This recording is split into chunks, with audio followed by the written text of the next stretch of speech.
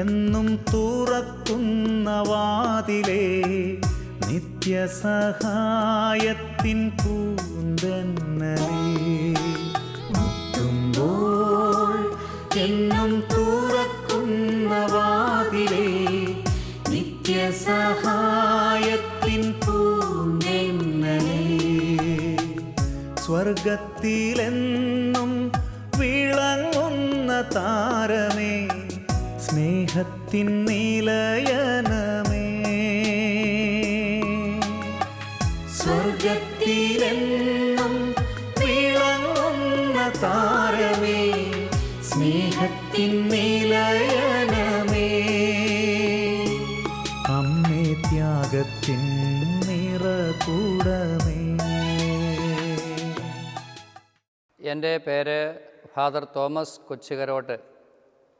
ഞാനിപ്പോൾ മലബാറിലെ ആദ്യത്തെ ദേവാലയമായ പേരാവൂര് സെൻറ്റ് ജോസഫ് ഫൊറോന ദേവാലയത്തിൻ്റെ വികാരിയച്ഛനാണ്. കുറച്ച് നാളുകളായി ഞാനിവിടെ എത്തി ഈ ഇടവകയിൽ സേവനം ചെയ്തുകൊണ്ടിരിക്കുന്നു. എൻ്റെ ജീവിതത്തിൽ പരിശുദ്ധ അമ്മ ചെലുത്തിയ സ്വാധീനങ്ങളെക്കുറിച്ച് ചില നല്ല ചിന്തകൾ നിങ്ങളുമായിട്ട് പങ്കുവയ്ക്കുവാനായിട്ട് ഞാൻ ആഗ്രഹിക്കുകയാണ്. പരിശുദ്ധ അമ്മയെക്കുറിച്ച് പറയുമ്പോൾ, അമ്മ എൻ്റെ ജീവിതത്തിൽ ചെറുപ്പകാലം മുതൽ അമ്മയോട് ഉള്ള ഭക്തിയിൽ വളർന്നു വന്ന ഒരു വ്യക്തിയാണ് ഞാൻ. അമ്മയോടുള്ള ഈ ഭക്തി എനിക്ക് കിട്ടിയത് തീർച്ചയായും എൻ്റെ കുടുംബ പശ്ചാത്തലത്തിൽ നിന്ന് എന്ന് പറഞ്ഞാൽ, എൻ്റെ പ്രിയപ്പെട്ട ചാച്ചൻ്റെയും അമ്മച്ചിയുടെയും ജീവിത മാതൃക, അല്ലെങ്കിൽ അവർക്ക് പരിശുദ്ധ അമ്മയോടുണ്ടായിരുന്ന ആ വലിയ ഭക്തിയിൽ നിന്നാണ്.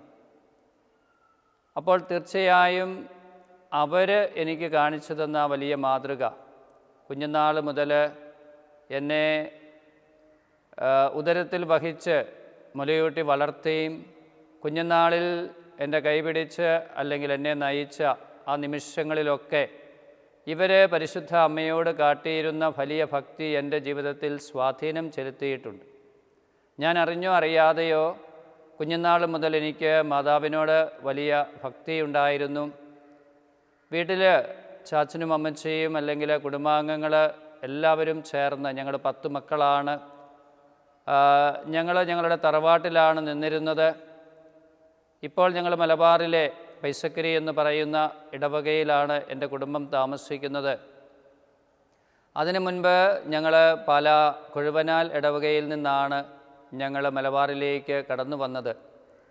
അപ്പോൾ തറവാട്ടിൽ വല്യപ്പനോടും വല്യമ്മയോടുമൊക്കെ ചേർന്നുള്ള വലിയ ഒരു കുടുംബത്തിൽ ജീവിച്ച്, അപ്പോൾ സന്ധ്യാപ്രാർത്ഥനയുടെ നിമിഷങ്ങളിൽ ഞങ്ങളുടെ വല്യപ്പച്ചനും വല്യമ്മച്ചിയും അല്ലെങ്കിൽ ചാച്ചനും അമ്മച്ചിയും മുതിർന്നവരുമൊക്കെ ഭക്തിയോടെ മുട്ടുകുത്തി നിന്ന് ജപമാല ചൊല്ലുന്നത് എൻ്റെ കുഞ്ഞുനാൾ മുതൽ ഞാൻ കണ്ടു വളർന്ന ഒരു കാര്യമാണ്. അപ്പോൾ അവരൊക്കെ ഇന്ന് ഞാൻ പുറകോട്ട് ചിന്തിക്കുമ്പോൾ, എൻ്റെ ചാച്ചൻ 89-ാം വയസ്സിൽ മരിച്ചു, അമ്മച്ചി 84 വയസ്സുള്ളപ്പോൾ മരിച്ചു. അപ്പോൾ അതിന് തൊട്ട് മുൻപുള്ള ഏതാനും വർഷങ്ങൾ വരെയും അവരൊക്കെ കുരിശ് വരയ്ക്കുമ്പോൾ, സന്ധ്യയ്ക്ക് പ്രാർത്ഥിക്കുമ്പോൾ, അത്രയും പ്രായമായെങ്കിലും മുഴുവൻ കൊന്തയുടെ അവസരത്തിലും മുട്ടുകുത്തി നിന്ന് വളരെ ഭക്തിയോടെ പ്രാർത്ഥിക്കുന്നത് ഞാൻ കണ്ടിരുന്നു. ഇന്ന് ഞാൻ അതിനെക്കുറിച്ച് ചിന്തിച്ച്, ഞാനും പറ്റുമെങ്കിൽ ഏത് സാഹചര്യത്തിലും മുട്ടുകുത്തി നിന്നാണ് കൊന്തയുടെ 5 രഹസ്യങ്ങൾ ചൊല്ലി പ്രാർത്ഥിക്കാറുള്ളത്. അപ്പോൾ അതെൻ്റെ അപ്പൻ്റെയും അല്ലെങ്കിൽ ചാച്ചൻ്റെയും അമ്മച്ചിയുടെയും ജീവിതത്തിൽ നിന്ന്, കുടുംബത്തിൽ നിന്ന് കിട്ടിയ വലിയൊരു പാരമ്പര്യമാണ്. അപ്പോൾ ഈ മാതാപിതാക്കൾ, അവരെക്കുറിച്ച് ഇന്ന് ഓർക്കുമ്പോൾ എനിക്കൊത്തിരി സന്തോഷമുണ്ട്, അഭിമാനമുണ്ട്. അവർ ഞങ്ങൾക്ക് മക്കൾക്കായി അല്ലെങ്കിൽ അവരിലൂടെ മറ്റുള്ളവർക്കായി നൽകിയ വലിയ വിശ്വാസ പാരമ്പര്യം. നമുക്കറിയാം, നമ്മുടെയൊക്കെ കുടുംബങ്ങളിൽ സന്ധ്യാപ്രാർത്ഥനയെന്ന് പറഞ്ഞാൽ ജപമാല ചൊല്ലുക എന്നുള്ളതാണ്. വേറെ ചില പ്രാർത്ഥനകളൊക്കെ നമ്മൾ മരിച്ച വിശ്വാസികൾക്ക് വേണ്ടിയും മറ്റ് വിശുദ്ധരോടുള്ള ചില പ്രാർത്ഥനകളും അല്ലെങ്കിൽ ഇടവക പള്ളിയിൽ നിന്ന് തരുന്ന ചില പ്രാർത്ഥനകളുമൊക്കെ നമ്മൾ ചൊല്ലും. എങ്കിലും ജപമാലയാണ് അതിൻ്റെ കേന്ദ്രമെന്ന് പറയുന്നത്.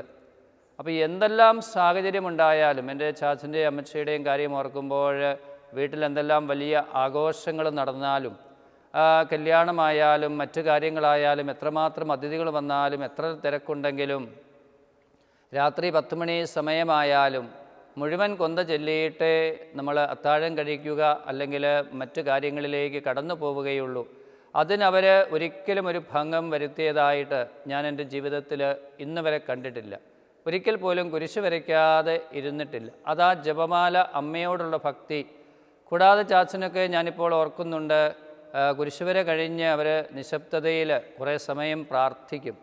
അപ്പോൾ ആ പ്രാർത്ഥന ഇന്നെനിക്ക് ഉറപ്പുണ്ട് അവർ പരിശുദ്ധ അമ്മയുടെ മധ്യസ്ഥതയിലാണ് പ്രാർത്ഥിച്ചിരുന്നത്. അതെൻ്റെ ജീവിതത്തിൽ വലിയ ഒരു സ്വാധീനം ചെലുത്തിയിട്ടുണ്ട്, പരിശുദ്ധ അമ്മയെ വിളിച്ചപേക്ഷിക്കാൻ. ഞാൻ ചെറുപ്പകാലമായിരുന്നപ്പോൾ സ്കൂളിൽ പഠിക്കുമ്പോഴൊക്കെ ശനിയാഴ്ചകളിൽ പള്ളിയിൽ പോകാനും കുർബാനയിൽ പങ്കെടുത്ത്, അന്ന് ശനിയാഴ്ച എന്ന് പറയുമ്പോൾ നമുക്കറിയാം നമ്മുടെ എല്ലാ ഇടവകകളിലും മിക്കവാറും പരിശുദ്ധ അമ്മയുടെ നിത്യസഹായ മാതാവിൻ്റെ നൊവേനയുണ്ട്. അപ്പോൾ ആ നൊവേന പ്രാർത്ഥനയിലും പങ്കെടുക്കാനായിട്ടുള്ള അത് കുടുംബത്തിൽ നിന്നും മാതാപിതാക്കൾ പ്രത്യേകം നിഷ്കർഷിച്ച് പറഞ്ഞു വിട്ടു. ഞാനത് ചെയ്തിരുന്നു. അപ്പോൾ എൻ്റെ സ്കൂൾ കാലഘട്ടങ്ങളിൽ ഇങ്ങനെ ഒരു ചെറിയ ഭക്തി അമ്മയോട് പ്രത്യേകമായിട്ട് ഉണ്ടായിരുന്നു. വീട്ടിലാണെങ്കിലും ഈ അമ്മയോടുള്ള ഭക്തിയിൽ എല്ലാവരും വളർന്നു വന്നിരുന്ന ഒരു കുടുംബമാണ്. അപ്പോൾ അതെൻ്റെ മനസ്സിലിങ്ങനെ വളർന്നു. 10ാം ക്ലാസ് കഴിഞ്ഞ് ഞാൻ സെമിനാരിയിലേക്ക് പോയി.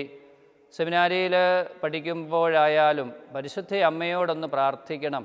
അന്നത്തെ ഞങ്ങളുടെ ആത്മീയ പിതാക്കന്മാർ അല്ലെങ്കിൽ വള്ളപ്പള്ളി പിതാവ് ഒക്കെ എപ്പോഴും പറഞ്ഞിരുന്ന വലിയൊരു കാര്യം, പരിശുദ്ധ അമ്മയോട് പ്രാർത്ഥിക്കുന്നവർ, വൈദികരാകുന്നവർ അമ്മയോട് പ്രാർത്ഥിക്കണം. അങ്ങനെ അവരും പ്രോത്സാഹിപ്പിച്ചും പറഞ്ഞു തന്നുമൊക്കെ ആയിട്ട് ഈ അമ്മയോട് പ്രാർത്ഥിക്കുക അല്ലെങ്കിൽ പരിശുദ്ധ അമ്മയെ മാധ്യസ്ഥം തേടുക, അത് വലിയ ഒരു അനുഭവമായിരുന്നു. എൻ്റെ സെമിനാരി പഠനകാലം പൂർത്തീകരിക്കുവാനായിട്ട് തീർച്ചയായും ഈ പരിശുദ്ധ അമ്മ ഒത്തിരിയേറെ സഹായിച്ചിട്ടുണ്ട്.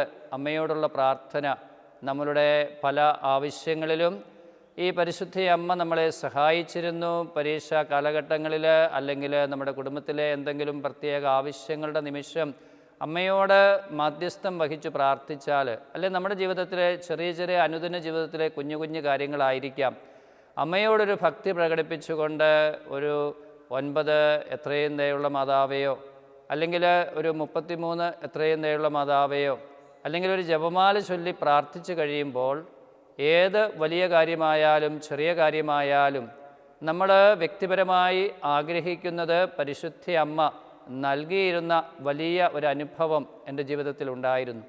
അപ്പോൾ അതെനിക്ക് കിട്ടിയത് എൻ്റെ മാതാപിതാക്കളുടെ ആ വലിയ വിശ്വാസം, അവർ ജീവിച്ച് കാണിച്ചു തന്ന മരിയ ഭക്തി എൻ്റെ ജീവിതത്തെ സ്വാധീനിക്കുകയും എൻ്റെ ആത്മീയ ജീവിതത്തിൽ, പ്രത്യേകിച്ച് ഞാനൊരു സെമിനാരിക്കാരനായി ഈ ഒരു പൗരോഹിത്യത്തിലേക്ക് കടക്കാനുള്ള വലിയ അടിസ്ഥാനം എനിക്ക് നൽകിയത് എൻ്റെ ആ കുടുംബത്തിൽ നിന്നും കിട്ടിയ വലിയ വിശ്വാസ പാരമ്പര്യമാണ്. അപ്പോൾ ആ മാതാപിതാക്കളുടെയും ബന്ധുമിത്രാദികളുടെയും ഞങ്ങളുടെ കുടുംബത്തിൻ്റെയും പരിശുദ്ധ അമ്മയോടുള്ള ആ വലിയ ഭക്തിയും വിശ്വാസവും അമ്മച്ചിയൊക്കെ പറഞ്ഞു കേട്ടിട്ടുണ്ട്. പണ്ടൊക്കെ ഒരുപാട് ജോലികൾ അവർക്ക് ജീവിതത്തിലൊക്കെ ചെയ്യാനുണ്ടായിരുന്നു. അപ്പോൾ അതുകൊണ്ട് പള്ളിയിൽ പോകാൻ പറ്റുകയില്ല. അപ്പോഴൊക്കെ ചിലപ്പോൾ 3 മണിക്കും ഒക്കെ എഴുന്നേറ്റ് വീട്ടിൽ കാപ്പിയൊക്കെ ഉണ്ടാക്കി വെച്ച് ശനിയാഴ്ചകളിൽ പള്ളിയിൽ പോകാനായിട്ട് ഈ അമ്മമാർ ഒരുങ്ങിയിരുന്നതിനെക്കുറിച്ചൊക്കെ അമ്മച്ചി ചിലപ്പോൾ പറഞ്ഞ് ഞാൻ കേട്ടിട്ടുണ്ട്. അതൊക്കെ ജീവിതത്തിൽ വലിയ ഒരനുഭവവും ശക്തിയും എനിക്ക് നൽകിയിട്ടുണ്ട്.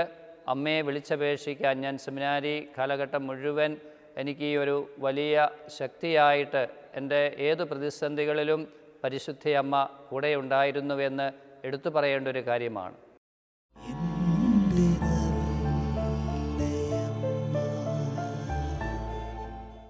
സെമിനാരി ജീവിത കാലഘട്ടത്തിന് ശേഷം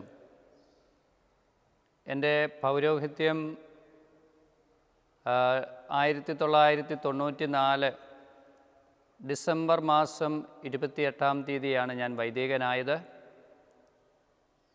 വൈദിക ജീവിതത്തിൽ എല്ലാ ദിവസവും ജപമാല ചൊല്ലി പരിശുദ്ധ അമ്മയോട് പ്രാർത്ഥിക്കുന്ന ആ പതിവ് എത്ര പ്രശ്നങ്ങളും അല്ലെങ്കിൽ തിരക്കുകളും ഉണ്ടെങ്കിലും ജപമാല ചൊല്ലി അമ്മയോട് പ്രത്യേകമായിട്ട് പ്രാർത്ഥിച്ചിരുന്നു. അമ്മയുടെ ഒരു സഹായം നിരന്തരമായി എൻ്റെ വൈദിക ജീവിതത്തിൽ ഉണ്ടായിരുന്നു. 3 മാസം അസന്ധിയായി സേവനം ചെയ്ത് എനിക്ക് ആദ്യം കിട്ടിയ ഇടവകപ്പള്ളി സെൻറ്റ് മേരീസ് മാതാവിൻ്റെ നാമത്തിലുള്ള ഒരു കൊച്ചു ദേവാലയമാണ്. ഇരിട്ടി ഭാഗത്ത് ശാന്തിനഗർ എന്ന് പറയുന്ന ദേവാലയം. അവിടെ എൻ്റെ അടുക്കൽ വന്ന് പ്രാർത്ഥിക്കാനായിട്ട് കടന്നു വന്ന ഒരു വ്യക്തി വളരെ മാരകമായ രോഗിയായിരുന്നു. ആ വ്യക്തിക്ക് വേണ്ടി ജപമാല ചൊല്ലി പ്രാർത്ഥിച്ച് ആ വ്യക്തിയോടും പ്രാർത്ഥിക്കണമെന്ന് പറഞ്ഞു വിട്ട് കഴിഞ്ഞപ്പോൾ ആ വ്യക്തിയുടെ ജീവിതത്തിൽ അത്ഭുതകരമായി മാതാവ് ഇടപെടുകയും പൂർണ്ണമായ രോഗസൗഖ്യം, ശരീരത്തിൻ്റെ എല്ലാ അസ്വസ്ഥതകളും എടുത്തു മാറ്റി. അതെൻ്റെ ജീവിതത്തിലെ വലിയ ഒരു അനുഭവമായിരുന്നു. അമ്മയോട് പ്രാർത്ഥിച്ചാൽ അമ്മ മാധ്യസ്ഥം വഹിച്ച് രോഗശാന്തി, വലിയ രോഗശാന്തികൾ നൽകുമെന്നുള്ളത്. ആ ഇടവകയുടെ പ്രവർത്തനങ്ങളിൽ പരിശുദ്ധ അമ്മയുടെ സഹായം എന്നും തേടിയിരുന്നു. അമ്മ എന്നും എന്നെ സഹായിച്ചിരുന്നു. 3 മാസത്തിന് ഉള്ളിൽ വികാരിയായി ഞാൻ ഇടവകയിൽ സേവനം ചെയ്യുമ്പോൾ ഒരു ബുദ്ധിമുട്ടും കൂടാതെ പരിശുദ്ധ അമ്മയുടെ മാത്രം പ്രത്യേകമായ മാധ്യസ്ഥ സഹായത്താൽ ഞാൻ ആ ഇടവകയിൽ 3 വർഷം പൂർത്തിയാക്കി. പിന്നീട് അവിടെ ഒരു ദേവാലയം പണിയുവാനായിട്ട് ആരംഭിച്ചു. അതിൻ്റെ തുടക്കത്തിന് ശേഷം ഞാൻ അവിടെ നിന്ന് 3 വർഷമായപ്പോൾ മാറി മറ്റൊരു ഇടവകയിലേക്ക് പോയി. അത് ഈശോയുടെ തിരുഹൃദയത്തിൻ്റെ നാമത്തിലുള്ള ദേവാലയമാണെങ്കിലും അവിടെ പരിശുദ്ധ അമ്മയുടെ മാധ്യസ്ഥതയിൽ ഒരു ദേവാലയം പണിതുയർത്തുവാനും അത് സമയത്ത് തന്നെ ഉദ്ദേശിച്ച സമയത്ത് മലമുകളിലുള്ള ഒരു പള്ളിയാണ് മാമ്പോയിൽ എന്ന് പറയുന്ന പള്ളി.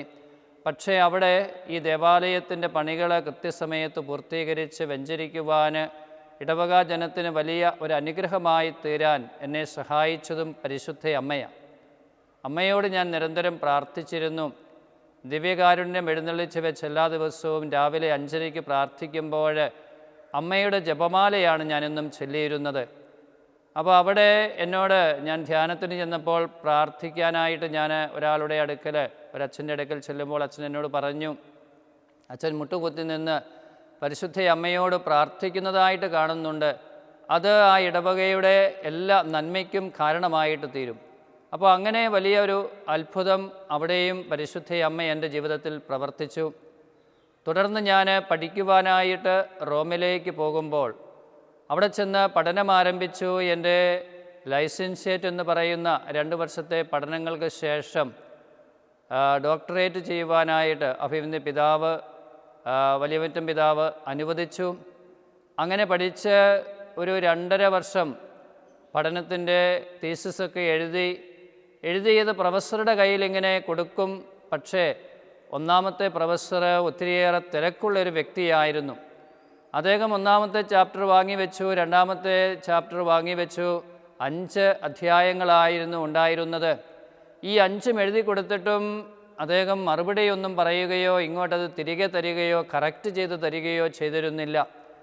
അപ്പോൾ 3 വർഷമായി, 3.25 വർഷത്തോളമായിട്ടും പറഞ്ഞിട്ട് പ്രൊഫസർ അദ്ദേഹത്തിൻ്റെ തിരക്കുകൾ കാരണം ഇങ്ങനെ സമയം നീണ്ടുപോവുകയായിരുന്നു.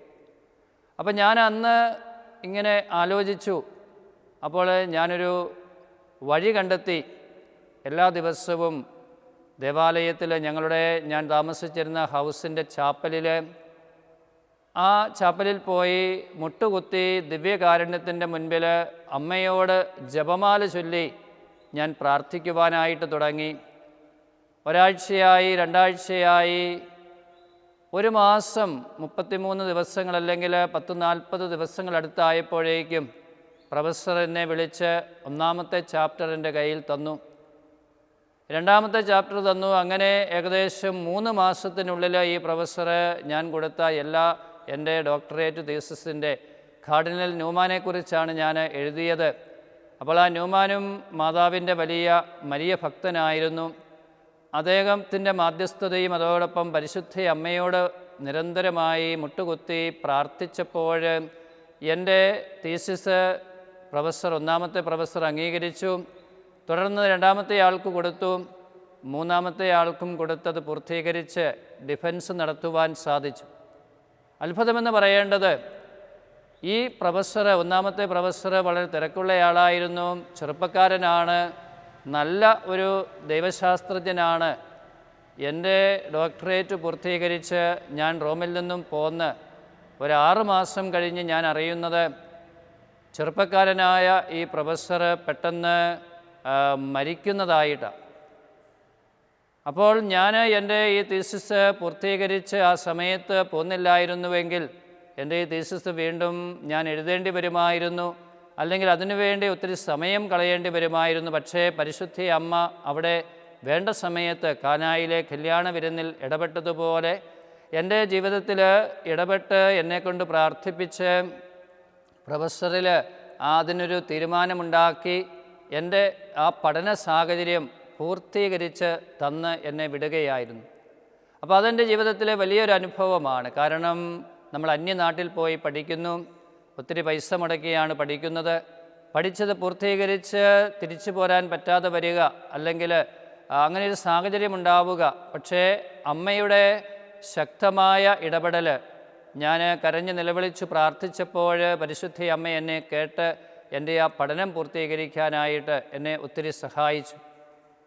തുടർന്ന് ഞാൻ അവിടുന്ന് പഠനം പൂർത്തിയാക്കി കേരളത്തിലേക്ക് വരികയും തലശ്ശേരി അതിരൂപതയുടെ പാസ്റ്റർ സെൻ്ററിൽ വന്ന് അവിടെ ശുശ്രൂഷകൾ ആരംഭിക്കുകയായിരുന്നു. അവിടെയെല്ലാം അമ്മയുടെ ഈ വഴി നടത്തൽ എപ്പോഴും വന്നു കഴിഞ്ഞായാലും എവിടെ യാത്രയ്ക്ക് പോകുമ്പോഴും പരിശുദ്ധ അമ്മയോട് പ്രാർത്ഥിച്ചിട്ട് പോകുവാനും, ഒരു നന്മ നിറഞ്ഞ മറിയമേ ചൊല്ലി പ്രാർത്ഥിച്ചിട്ട് പോകുമ്പോൾ അതെല്ലാം വലിയ വിജയമായി നമ്മൾ എവിടെ ചെന്നാലും ഒരു തടസ്സവും കൂടാതെ കാര്യങ്ങൾ നടക്കുന്നതായിട്ട് എൻ്റെ ജീവിതത്തിൽ ഒരുപാട് 100 കാര്യങ്ങൾ എനിക്ക് എടുത്തെടുത്ത് പറയുവാനുണ്ട്. അങ്ങനെ അമ്മ എന്നെ സമൃദ്ധമായി ഓരോ നിമിഷവും അനുഗ്രഹിച്ചുകൊണ്ടാണ് ഇരിക്കുന്നത്.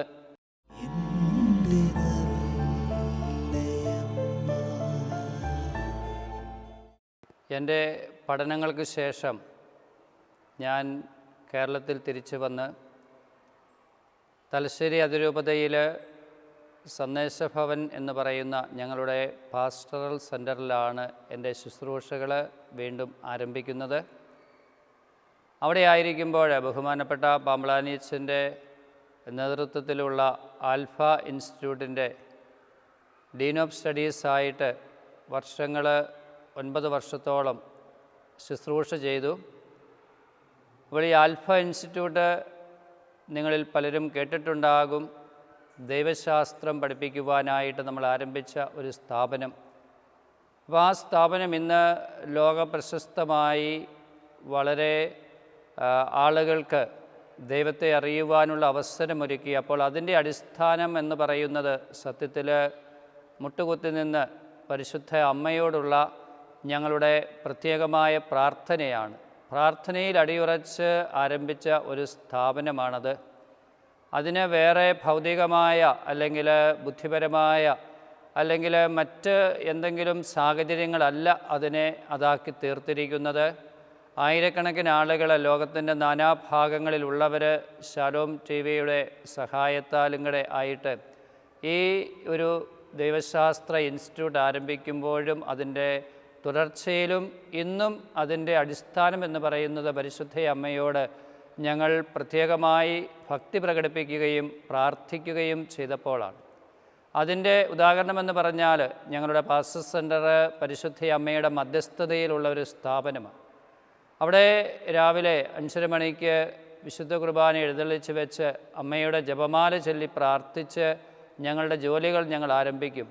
അത് എല്ലാ ദിവസത്തെയും പതിവാണ്. എത്ര താമസിച്ച് വന്ന് കിടന്നാലും രാവിലെ പ്രഭാതത്തിൽ എഴുന്നേറ്റ് അമ്മയോട് മാധ്യസ്ഥം തേടി പ്രാർത്ഥിച്ചിട്ട് ജോലികൾ ആരംഭിച്ച് ചിലപ്പോൾ രാത്രി 11 മണിയോ 12 മണിയോ അല്ലെങ്കിൽ അതിൽ കൂടുതൽ യാത്രയും മറ്റ് ജോലികളുമൊക്കെ ആകുമ്പോൾ ഈ അമ്മയുടെ സഹായമാണ് ഞങ്ങളുടെ ഈ ആൽഫ ഇൻസ്റ്റിറ്റ്യൂട്ടിനെ ഇന്നത്തെ സ്ഥിതിയിൽ എത്തിച്ചിരിക്കുന്നത്.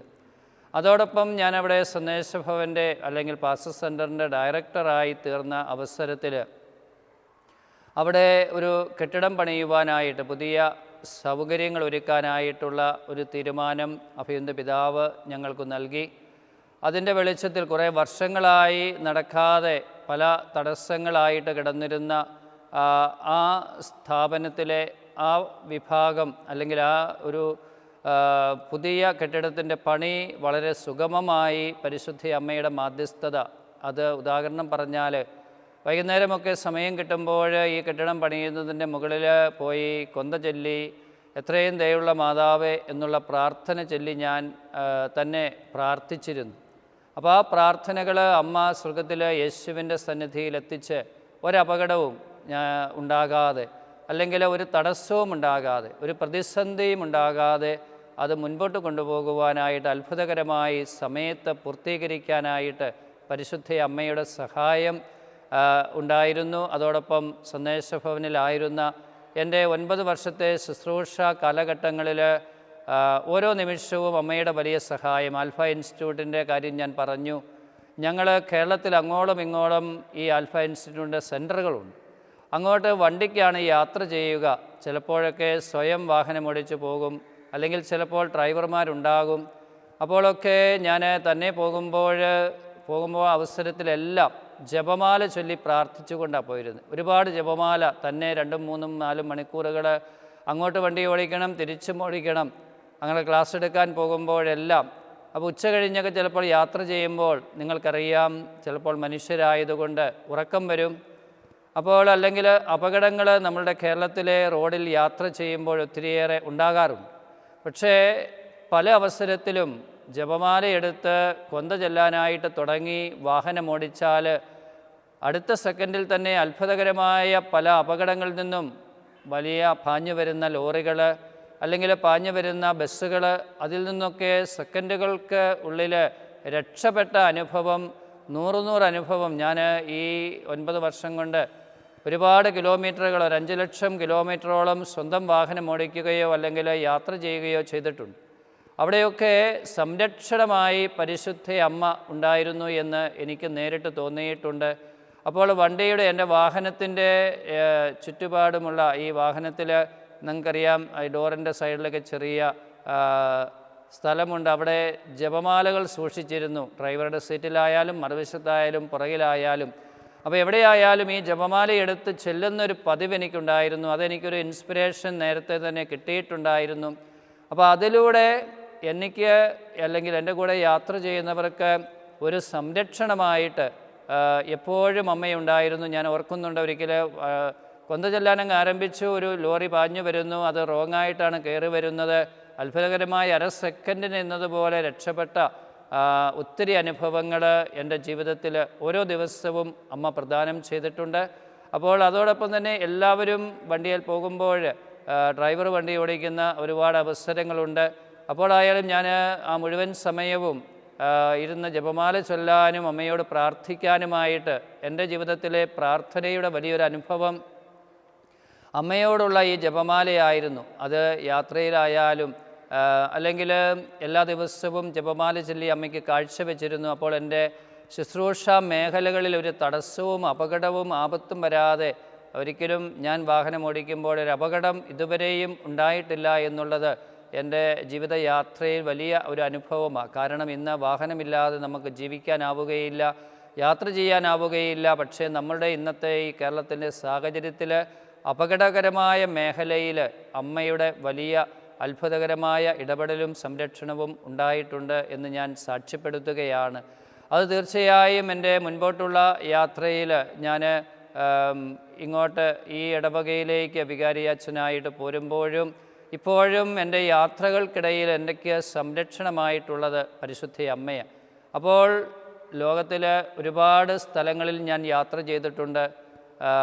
യൂറോപ്പിലും അമേരിക്കയിലും ഒക്കെയായിട്ട്. അവിടെയെല്ലാം ഏത് യാത്രയ്ക്ക് ഇടയിലും, വിമാനത്തിലെ യാത്രയായിക്കൊള്ളട്ടെ, ട്രെയിനിലായിക്കൊള്ളട്ടെ, വാഹനങ്ങളിലായിക്കൊള്ളട്ടെ, അമ്മയോടുള്ള ഒരു പ്രാർത്ഥന എൻ്റെ ജീവിതത്തിൻ്റെ ഒരനുഭവമായിട്ട് എനിക്കുണ്ട്. അല്ലെങ്കിൽ വെറുതെ സമയം ഈ യാത്രയ്ക്കിടയിൽ ചിലവഴിക്കുമ്പോഴും ജപമാല ചൊല്ലുന്നൊരു പതിവ് അതെനിക്ക് ഒരു ഇൻസ്പിറേഷനായി. ഞാൻ പറഞ്ഞു, എൻ്റെ മാതാപിതാക്കളിൽ നിന്നും എനിക്ക് കിട്ടിയ ഒരു പാരമ്പര്യമായിരിക്കാം.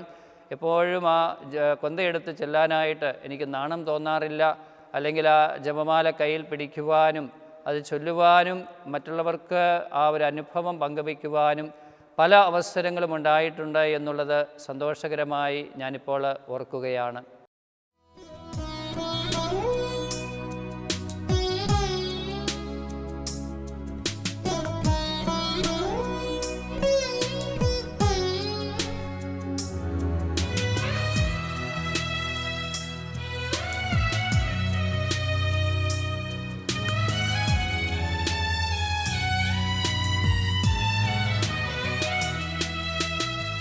മുട്ടുമ്പോൾ എന്നും തുറക്കുന്ന വാതിലേ, നിത്യസഹായത്തിൻ പൂന്തന്നലേ. മുട്ടുമ്പോൾ എന്നും തുറക്കുന്ന വാതിലേ, നിത്യസഹായത്തിൻ പൂന്തന്നലേ. സ്വർഗത്തിലെന്നും വിളങ്ങുന്ന താരമേ, സ്നേഹത്തിൻ നിലയനമേ. സ്വർഗത്തിലെന്നും വിളങ്ങുന്ന താരമേ, സ്നേഹത്തിൻ നിലയനമേ. അമ്മേ ത്യാഗത്തിൻ നിറകൂടമേ,